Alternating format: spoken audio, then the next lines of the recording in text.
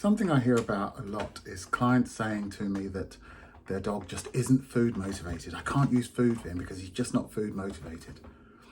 Well, I personally don't think this is true. Food is an important part of survival. Your dog won't last very long without it. So, and I don't think any of my clients have dogs who don't eat because they wouldn't be my clients for very long. So I think that all dogs are food motivated, but I think where people get confused is whether or not the dog will work for the food that's being offered, the food that's readily available. Think of food as pay. So when you ask your dog to do something, he's looking at how well he gets paid for it.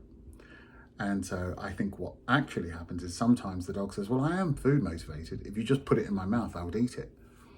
But you're asking me to work for it. And actually for the job you're asking me to do, this pay seems pretty poor. Why would I make the effort? It's like your boss asking you to do overtime, but giving you normal rate of pay. What will happen is you say, no, you want me to work harder. I expect a better rate of pay. A very good example of this I used to have on a video was, it was a wildlife program, and they were filming all of the animals at a lake in Africa. And there were all sorts of animals drinking at the waterhole, and then a pride of lions turned up. And it was a really beautiful illustration of how well animals understand pay. So this huge lake there, at one end you've got the lions who have just arrived.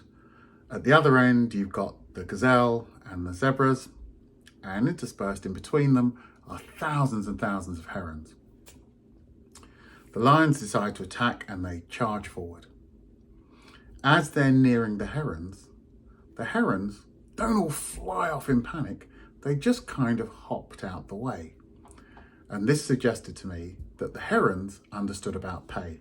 They thought, with all those huge, great mammals over there, it's pretty unlikely those lions are coming for us. We're not a very good rate of pay. For the energy they're going to expend, it's not a very good return on their investment. They're probably not coming after us. So the herons just hopped out of the way. The lions also understand about pay. So they go, well, we could dive and try and grab one of the herons, but we've probably already expended more energy than we would get back from eating the heron. So the heron is not a very good rate of pay. We can go for the big animals at the other side. The risk is much greater that we'll lose one and we won't get anything at all. But if we get one, the benefit is huge. So it's worth the risk. But interestingly, it showed that the zebras and the gazelles also understood about pay. So even though there was all these herons much closer than they were, they all started running because they thought, with us and the herons here, who are the lions likely to be going for? The chances are they're coming for us. We best start running. So we see so many times that animals understand about pay. I want a good return on my investment, just like we do. So I get clients who will take a handful of their dog's favorite food treats to the park and then be really surprised that he won't work for them. They're his favorites. And he says, yes, they are. In the kitchen, when there's nothing else going on, they're a very good pay. I work pretty hard for those. I'll do sits and stays and I'll roll over, give my paw and all that stuff. But here in the park, where there's the smells of all the other animals and there's other treats available from other people and there's dogs and there's toys and there's squirrels, it's a rubbish pay. So in the park, you eat it. I don't want it. You eat it. Knock yourself out. Enjoy yourself. Meanwhile, I'm going to go and get myself some real pay. And off he goes to play with other dogs, because in the park, other dogs are a much greater pay than the food that you have.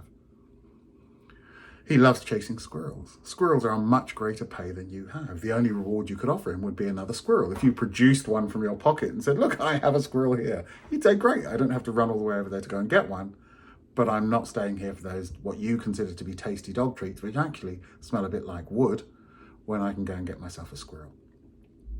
So it's not necessarily that your dog doesn't work for food. You're probably just not asking him to work hard enough for a food that he wants. Sometimes it's just that the dog says food won't cut it. Those of you who've tried using food to stop your dog who has a high prey drive will find that there's probably no food reward that you can offer that's more exciting than the prey animal. So you try chicken and fried this and garlic that, because you think, well, these are really smelly and I know my dog's primary sense of smell, he'll work very hard for these. And he would, again, in a less stimulating scenario. But when he can see, lamb running across the park or across the field, and you're offering him a tasty chicken bite, he says, you eat it, not interested. So you might find in that situation that there is no food that you can offer. But that doesn't mean that your dog is not food motivated. It just means you're asking him to work too hard for too little pay. So bear that in mind when you're doing your training, and I wish you the best of luck.